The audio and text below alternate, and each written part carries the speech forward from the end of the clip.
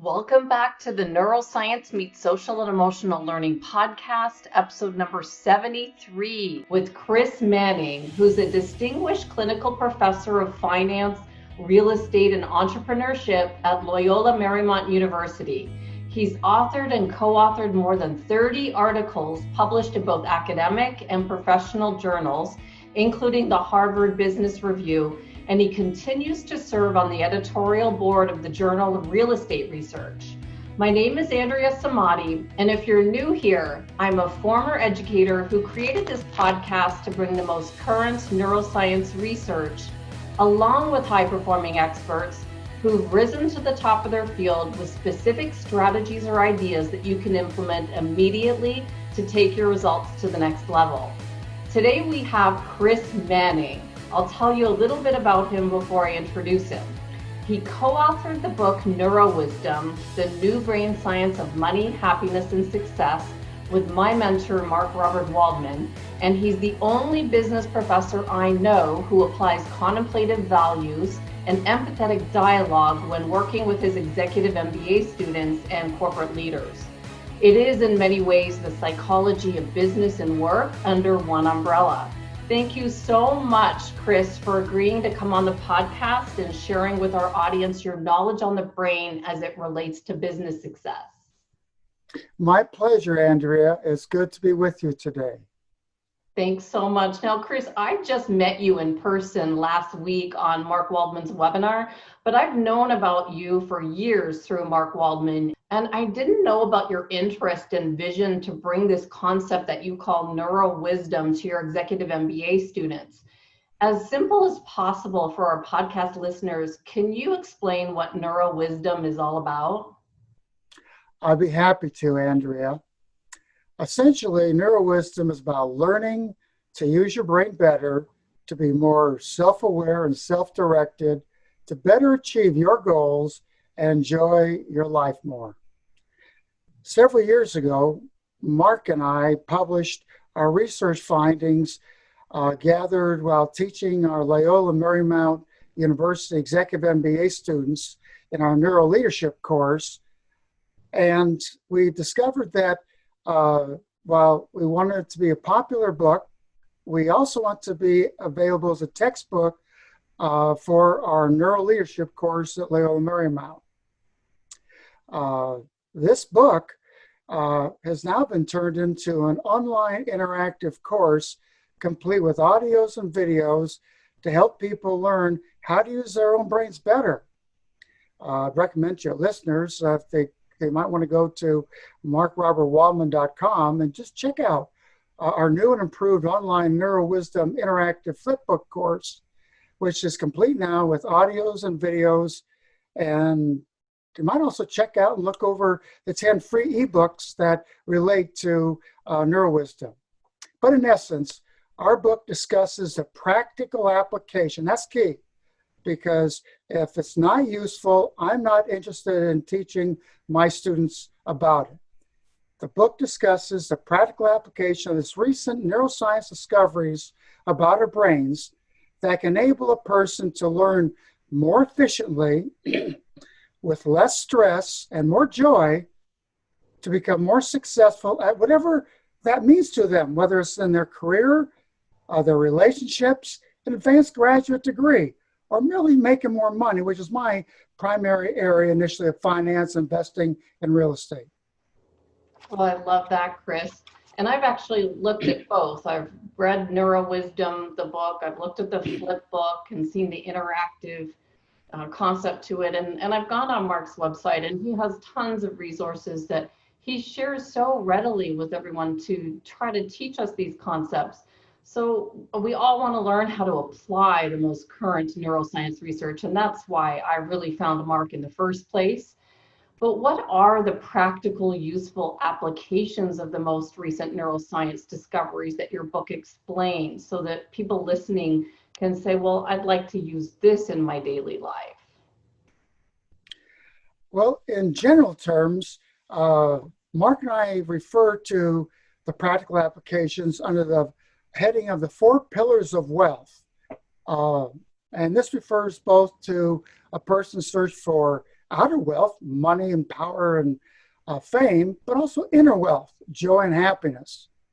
And they are really more about how to take better advantage of your brain's natural patterns and tendencies to better learn and achieve things in life. I used to like to ride horses when I was younger, and they're big animals. You don't want to fight their nature. If they want to go do something, you just want to control it.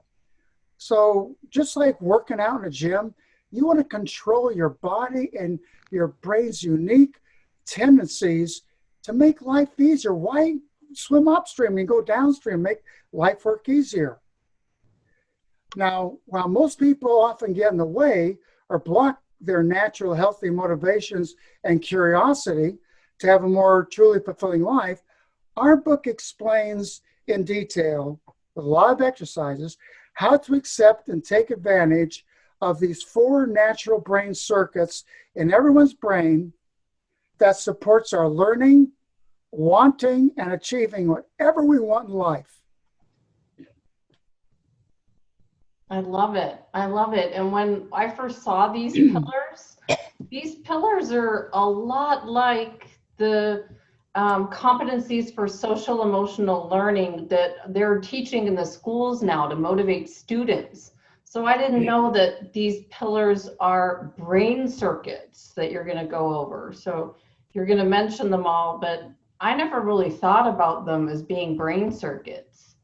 So do you mean that we all have a motivation circuit, we all have a decision-making circuit, a creativity circuit, an awareness circuit? Is that how it works?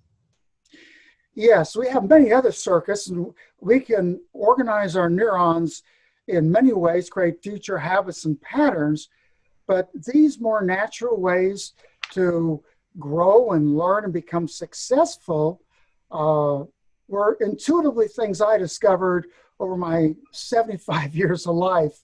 And when I met Mark, we worked together 15 years ago. It was great to learn that there's scientific reasons for what worked and all the various things I'd accomplished, done, and enjoyed. Because my highest priority in life is lifestyle and living well, which is even discussed in our work in the book. But the 4 circuits you're talking about, I'd like to just hit on a couple of aspects of each of those to illustrate how a little common sense or awareness of just what works and what doesn't can really help trigger people's natural learning and common sense about how not to fight themselves, how to live better.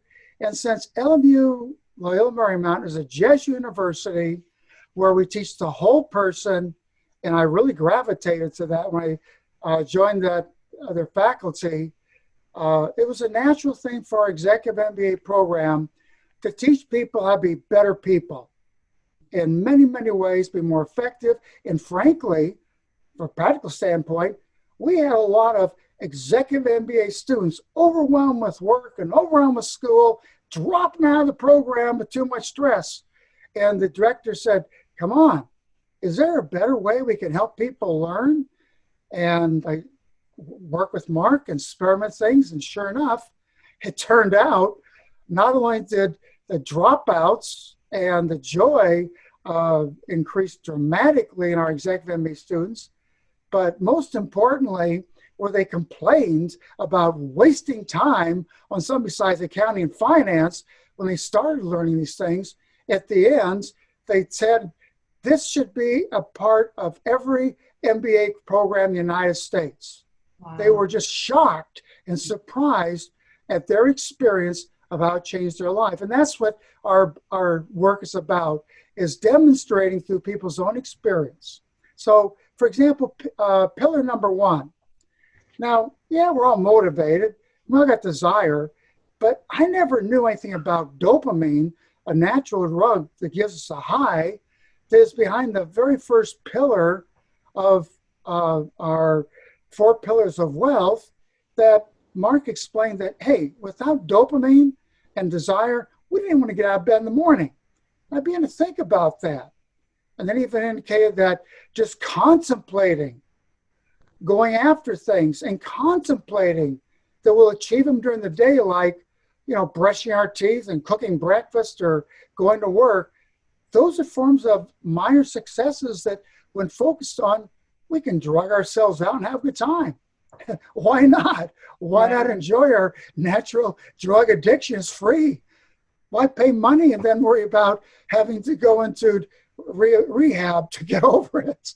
This one's free. Just don't lose sight of the other opportunities our brains offers. So key to our desire is our curiosity, which is so essential to wanting to learn and getting a drug for just being curious. So educators and business leaders should encourage and support our students as we did. And employers should encourage their employees' natural desire and curiosity to further their energy and good health, and not block or discourage or get in the way of this extremely important natural brain function that even releases a high through a drug. So can I just ask, when you were on the call last week and you asked us to all think about our vision, what do we want? We should all be working towards something. Is that employing this part? This is our motivation circuit. When we're thinking about what we really want, it's what keeps us going, right? Like having a goal or having something we're working towards. Is that what you mean by this? And that's why that you asked that question, just to launch us. Yes, and I want to give you a chance to focus on what will give you a drug and get your juices and health and energy going.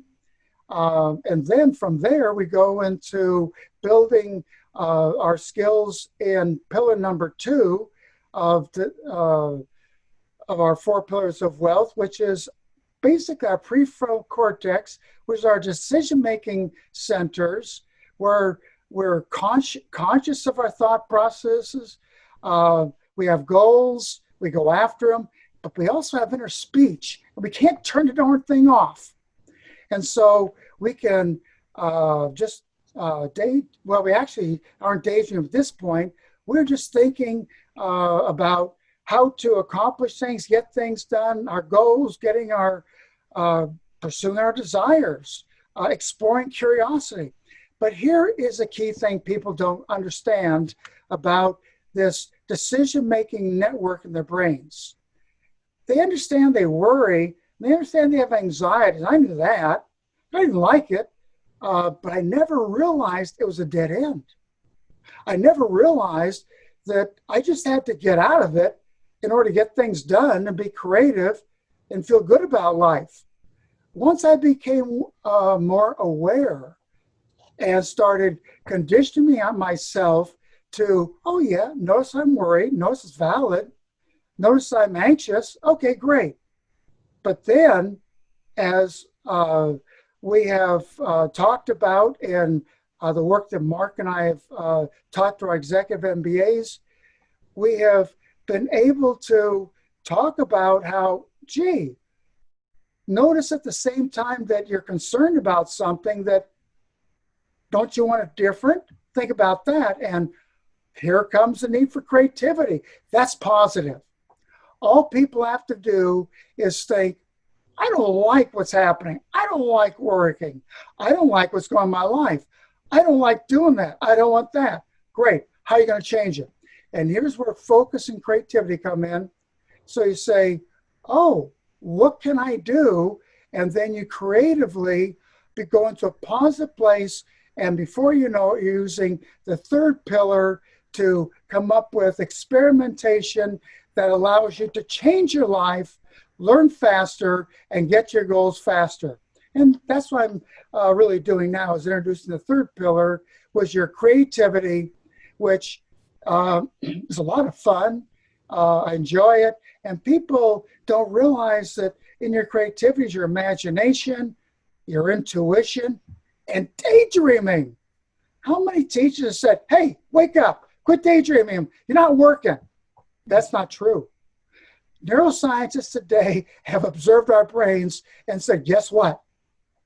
Your brains are working harder when you're relaxed, daydreaming, because you are subconsciously thinking intuitively about how to get answers, and your brain's more active than when you're trying to squeeze every last bit of work out of it.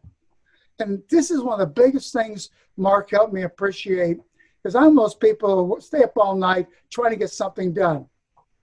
Yeah, I've heard about successful companies where they make people take their weekends off in order to become partner and directors. Like McKinsey & Company, my ex-wife was one of the partners and directors.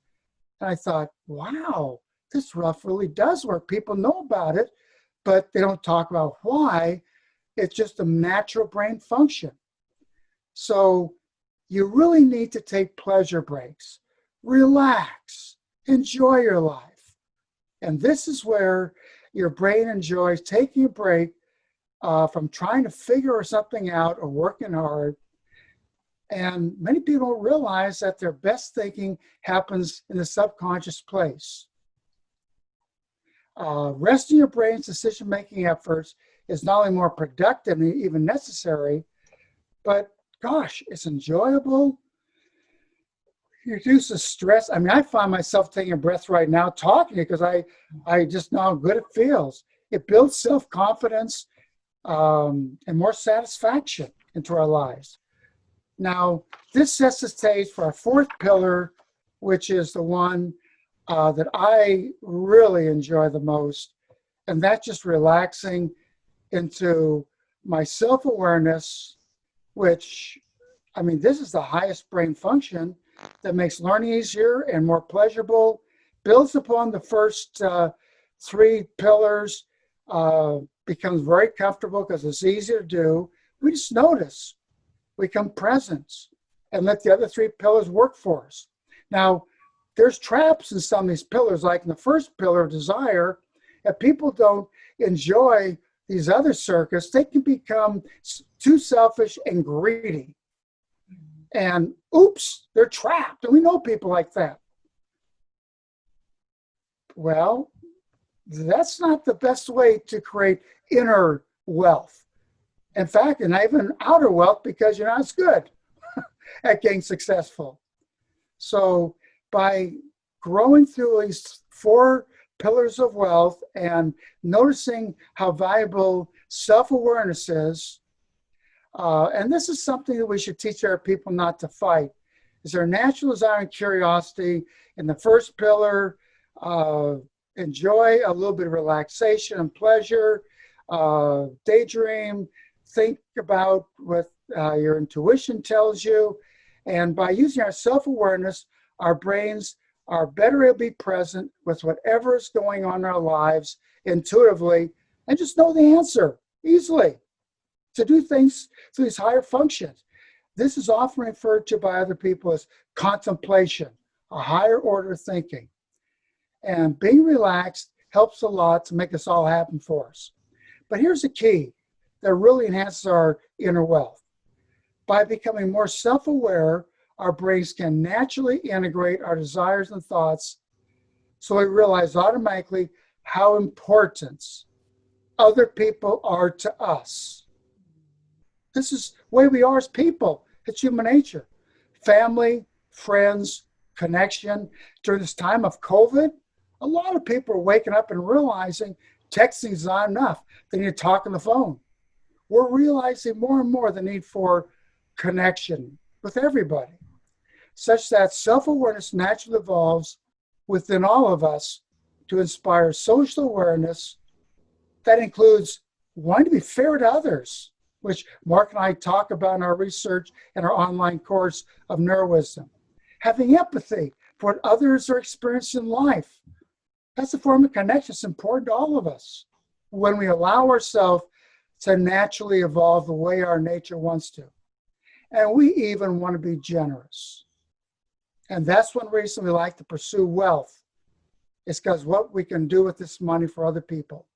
And that's inner wealth.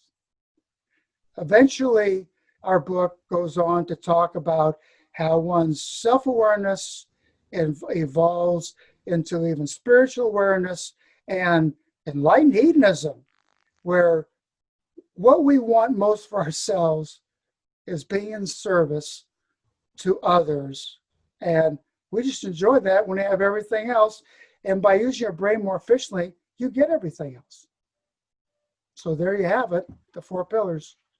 I love it, Chris. Can we just like recap them? So you've got the motivation where we have our dopamine and use that dopamine to push us forward to our goals, whatever we want. And then if we go to decision making, we know that we're not going to be creative and make the most decisions if we're focused on our worries. Is that? But we need to concentrate and focus on life's challenges and really lose ourselves in figuring things out. And that's like we concentrate. And so that decision making is an important function. It's like working out and doing those curls or push-ups, whatever you're doing. But you can't keep pushing up all the time. Keep going. You're doing great, Andrea. Yeah, and so then it goes to creativity. And so we've got to take those brain breaks. That's why like ideas come to me when I'm exercising or showering or things like that. You step away from your desk. Exactly. And that's when we get these flashes of insight. Like a lot of my book titles have come that way, or ideas for what's next. Who am I going to talk to next? When I was on the webinar with you, I'm writing down all these ideas, and then I step away, then come back to your desk and work, and then you become more aware of what you're building in your life, and it's no longer about you and making money. It's about impact versus income. Right? Impacting the world, other people, versus thinking about, oh, I want to make this much money for myself. I want it for others now. That's really where you are and why you're coming on to help me today. And that's the 4th pillar of self-awareness leading to social awareness and how we care about connection and being of service to other people. What I love about what you're saying and summarizing these, Andrea, is that I love helping my students and people I come in contact with in whatever capacity might be, wake up not just to new concepts, but reorganizing what life's been teaching them all along to say, oh gosh, I just connect these little things a little differently, and wait a minute, that's a better connection. Oh, I already know that. I love what you're doing. Thank you. Thank you so much. And we wouldn't be here if we didn't have your research about how the brain works, because when I took some of these concepts to educators, they told me, I want you to go deeper into how the brain works. And that's when I reached out to Mark Waldman. I thought, I don't know how the brain works. So I contacted him, and you guys were just writing Neurowisdom. He was sharing with me your draft before it even went up on Amazon. He was sharing with me, well, this is what I'm working on. Can you get anything from what we're doing? And I could see how it ties into the 5 pillars of social emotional learning. You're talking about decision making, relationships. These are all concepts that we're teaching to students. And then we're seeing that students are leaving school and they're going into the workplace, and they still need these skills in the workplace, and they're missing. And you saw that they need to come back in to your executive MBA students. And did you see that maybe there was some resistance when you start talking about things like meditation and, start thinking a different way? What were these MBA students saying when you first started sharing it with them? Well, the students knew they had goals of getting ahead, and that's why they're getting an MBA course, which requires them to be working full time and taking a full load. But they didn't understand that the mythology of what parents and uneducated people were telling them as a way to get ahead didn't really give them the personal training like with your body. We're like brain personal trainers, and saying, hey, come on, do your curls, do your push-ups, do them right. You're going to hurt yourself, or you're just not going to build your body, well, in this case, your brain, so that you can get to where you want to go. Because people have to train for events, whether it's a marathon or a decathlon and the Olympics. Our Olympic athletes have to train. Well, anybody can train their brains just to function better to get to where they want to go, whatever that is. Right. So does Neurowisdom contain any practical exercises that people hearing our podcast could practice in order to do this and use their brains better?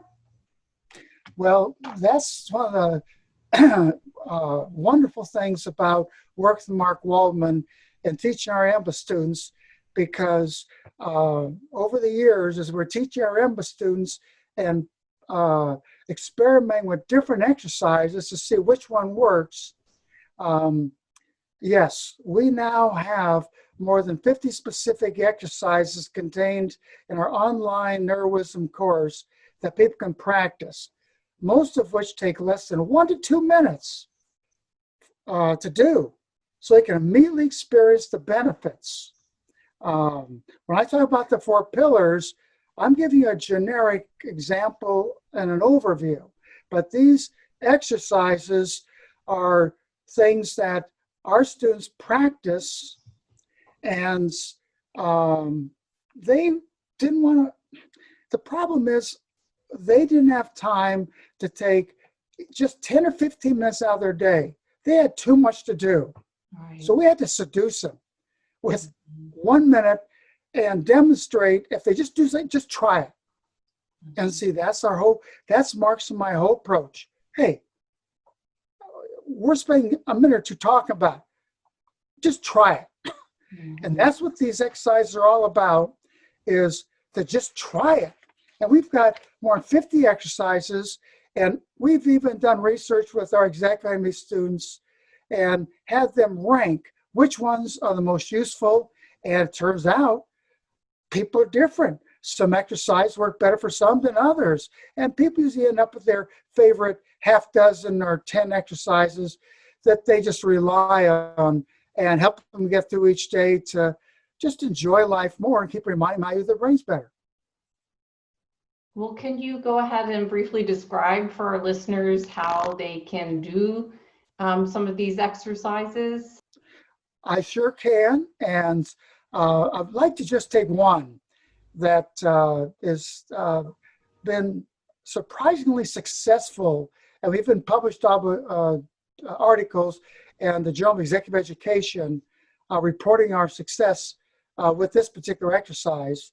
And we call this exercise, which I'll be happy to share, we call it our inner values exercise. Now, do we have enough time, Andrea, where I could actually describe the exercise like we might do to our executive MBA students in the first class when we're meeting with them in a 2-year program? Oh, absolutely. If you could just share this activity so that we can experience it, that would be great.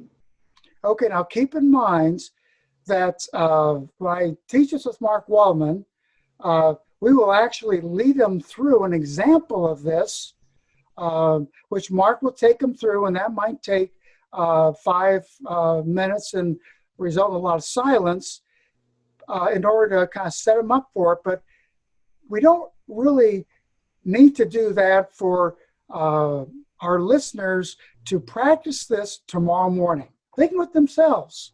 And I say tomorrow morning because the best time to practice this inner value exercise is when you wake up in the morning before you get out of bed and start thinking about what you have to do that day, because you're most relaxed, and so you don't have to go through exercise relaxing. And the inner values exercise is very simple. All our listeners have to do, starting tomorrow morning, is when they wake up, before they start thinking about the day or getting out of bed, is to just relax and take, 10, 15 seconds, maybe a minute, to just feel how good the sheets feel. Ah, I'm doing it right now. I just love it so much. And then you ask yourself, so your listeners need to ask themselves tomorrow morning, what are my deepest, innermost values? I'll repeat that. They ask themselves this simple question to think about it and reflect for the next minute or two, just for a minute or two before we get going the day.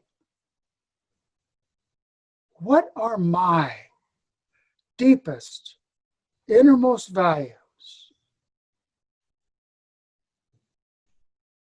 And then they just wait till what occurs in their mind as they're relaxed. For 1 or 2 minutes before they spring out of bed. That's all I have to do. Now, we instruct our executive MBAs that by doing this exercise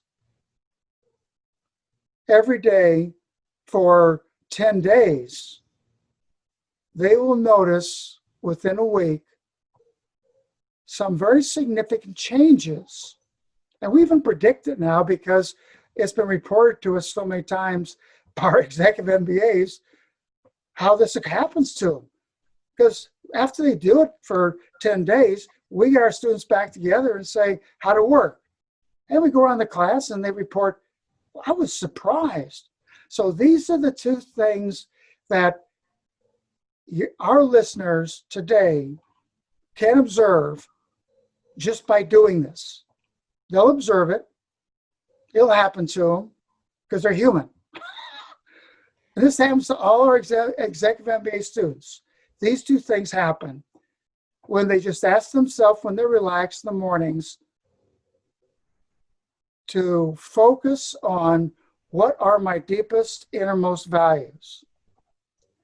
The first thing that they will notice, which our students have reported to us, is that they are subconsciously reminded throughout their normal workday after they do this exercise, when they might do some rote performance or habit or behavior or repetitive social interaction, which might not be consistent with these deepest innermost values that they thought about and focused on that morning, that they pause.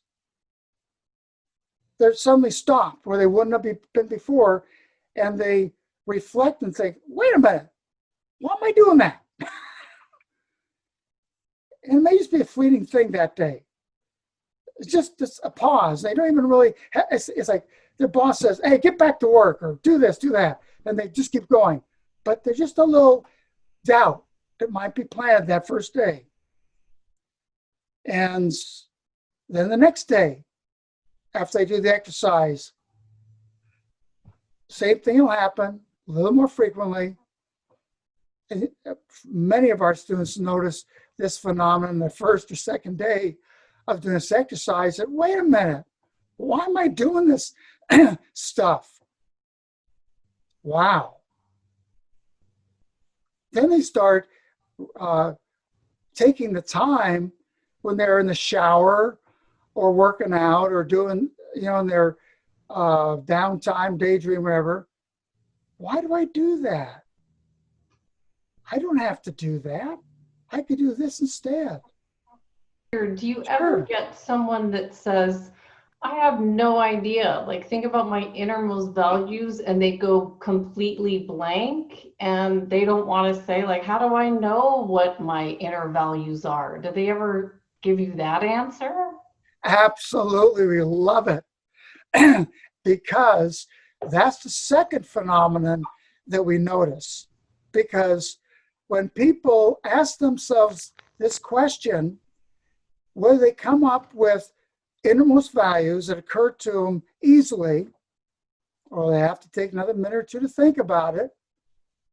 I mean, sometimes they grudgingly will say, well, I guess family and friends. That's not it. Like, I had someone explain to me when I was trying to figure out what mine were, because I was one of these people. What are they? I always go to things that I think are my innermost values, but they aren't. And someone said to me, think about it, think about a time that you were the happiest working. What things were you experiencing with your work when you were the happiest? And I thought, wow, when I was the happiest working, I was being challenged. And so that's one of my innermost values. I like challenge and growth, but I had to be prompted to figure that out, or else I went to things that weren't really my values, things that I value. It took me some time to figure them out. I'm so glad you're saying that because you're very typical of a significant percentage of our students because you're stuck in your prefrontal cortex decision-making area, and it's a safe place to function in the world, and you can't be distracted. You can't trust yourself. You can't trust relaxing. And that's why it's necessary to do this exercise for 10 days. Because eventually what happens, this is the second phenomenon, is we force our students to come up with something and say, come on, you can, just as you are being prompted, and eventually you come up with something. And it really won't be a value at all. Well, that's day one. Day two, you've kind of conditioned yourself to, well, maybe my prefrontal cortex can take a break a little bit. Well, maybe it won't be enough, but then you'll come up with something that sounds more like a value. Now, for people that are able to come up with what they call values, where they are or not, and don't fight it, they can say, well, my initial values are family and friends. Okay, after day 3 or 4, they'll actually start to feel deeper inside themselves as they learn to relax and enjoy their sheets in the mornings. They're not used to that. They used to hop out of bed and kicking their butts to get going. This is what Neurowisdom is about. Learning that kicking yourself and your brain is not the best way to think. So do you think, Chris, if I do this for 10 days, what you're saying, that I'm going to come up with values that are different from the ones that I think I have? You would be one of an extreme minority to make it past 10 days and not come up with some values. Now, there's no question that if you go for 20 or 30 days, and some of our students do it every morning, because you start noticing that your life improves because you're indirectly teaching yourself to let go of your prefrontal cortex and become mindful. What Mark and I love about this is a direct seduction of our students in a meditation. Now, it's ideal if you meditate for 15 or 20 minutes, as so many schools of thought have taught people in religions and practical mindfulness. But our MBA students aren't going to take 15 or 20 minutes to meditate. So this is why we do this. And that's why this exercise is so valuable, is this is seduction. They say grudgingly, okay, what the heck, I'll lay in bed and, okay, what's my interval 5? I don't know. And I get it. Before they know it, they're enjoying it. We're seducing them. Into mindful awareness. Into mindful awareness, right? Yes. And then that gets them out of getting stuck in the second pillar of wealth, which a lot of people are taught by teachers that that's how you get ahead in the world. Don't daydream. Go to work. And then, oh, God, paycheck. Hey, what do you pay daydreaming for? So this is how we are helping people shed the dysfunctional learning that some unenlightened teacher in grade school taught them, rather than help them use more effectively.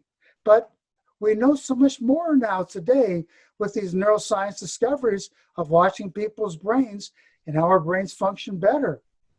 Mark's and my goal through teaching Zamba students is using my practical experience and his neuroscience knowledge to do what works and what we've observed for very busy, productive, motivated people to be happier and get ahead and graduate and be more grateful for their executive MBA. Well, I never saw it this way at all. So after this interview, it was almost like an aha moment of what you guys did. And I read the books and I didn't really make that connection of what you were doing, trying to get us to use our brain to be motivated, focus on letting go a little bit, be creative, become aware, think of how we can help the rest of the world and continue to be mindfully aware. And then what? Is there going to be another book next? What's after Neurowisdom? Well, actually, Neurowisdom is about the third iteration of the work Mark and I did with our executive MBAs. Mark has written and published other books in the past that were a result of the success we had for many years with our MBA students. But the nice thing about Neurowisdom is that is now evolving into this wonderful online flipbook course. And as it deepens and we learn further applications and exercises, these 4 pillars still help people organize overall how to use their brains better.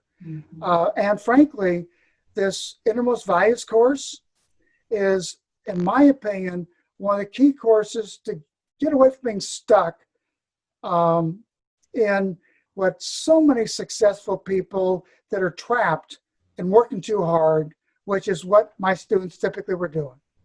And these concepts, for example, just as inner values exercise, now through other exercises within companies, we're finding that managers will get their employees into a group as a break in their day and ask their employees to sit down in a team, maybe it's 6 or 7 people, and share their deepest, innermost value. Well, the effect on the employees' willingness to open their minds and cooperate with that jerk they have to work with is just incredibly expanded, because they're shocked to find out that these other people they're working with, they're not so different from them. So these simple concepts can deepen through the additional exercises that your listeners will find on markrobertwaldman.com. And here's an example how managers can spend 5 minutes, and it's not a waste of time. It turns out that the employees are wasting time hating or being ticked off or not cooperating and not putting their heart into it. And that's one of the keys to these new high-tech companies, is learning how to cooperate. That's what a lot of executive MBA students are there for, learning how to work in teams. That's the new education for the MBA in business. How do you work as teams? It applies not only in business, but at home.